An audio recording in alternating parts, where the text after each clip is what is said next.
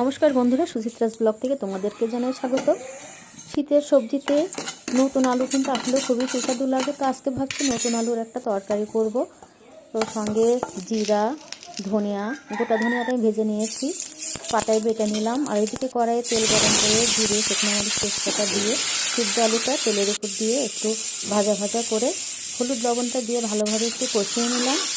সঙ্গে এখন দিয়ে দিচ্ছি বেটে রাখা শুকনো মরিচ এবং কাঁচামরিচ দুটো একসঙ্গে বেটে নিয়েছি। দিয়ে দিচ্ছি একটু ধনিয়া গুঁড়ো, আদা বাটা একসঙ্গে করেছি, করে ভালো করে তরকারিটা কষিয়ে নিচ্ছি। তরকারিটা বেশ মোটামুটি আমার কষানো হয়ে গেছে। সেই সময় আমি পরিমাণ মতো একটু জল দিয়ে দিলাম সেদ্ধ হওয়ার জন্য ভালোভাবে।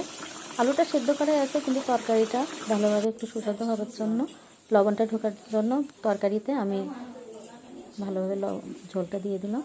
এদিকে হয়ে গেছে আমার তরকারিটা, দেখো। তো এই তরকারির সাথে কয়েকটা লুচি হলে কেমন হয়। তো এক বাটি, ছোটো বাটির এক বাটি পরিমাণে আমি ময়দা নিয়ে নিলাম, দিয়ে দিলাম সঙ্গে কালো জিরে, 1 চামচের মতো সয়াবিন তেল দিয়ে দিলাম, 1/2 চামচের কম লবণ দিয়ে ভালোভাবে আটাটা ময়াম দিয়ে নিচ্ছে। লুচিতে আটার ময়ামটাই মেইন, তাহলে লুচিটা ভালো ফোলে। আমি অল্প অল্প পরিমাণে জল দিয়ে ভালোভাবে মেখে নিচ্ছি, একটা ডো তৈরি করে নেব।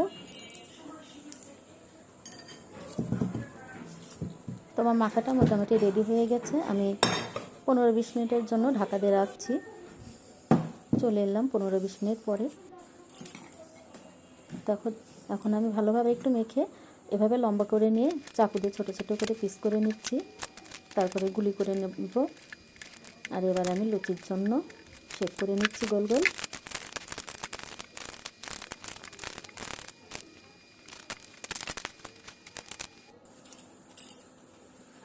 এবার আমি লুচিগুলো তৈরি করে নেব। সঙ্গে একটু তেল দিয়ে, অল্প অল্প করে তেল দিয়ে আমি এভাবে বেলে নিচ্ছি, তাহলে বেলনার সঙ্গে আটকে যাবে না। তো আমার লুচিগুলো বেলা হয়ে গেছে, এবার ভাজার পালা।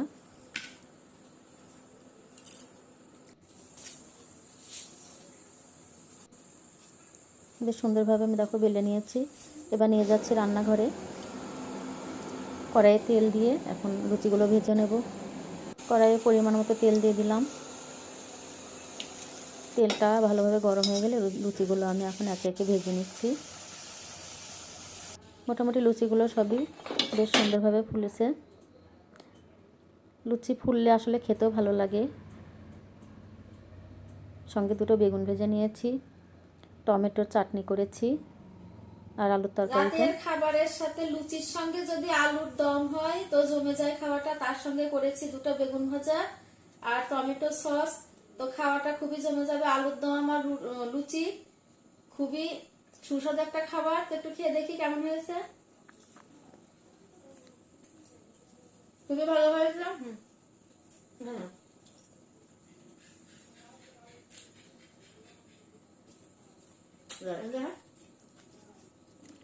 চলো তাকাবি আমার উপর দিকে।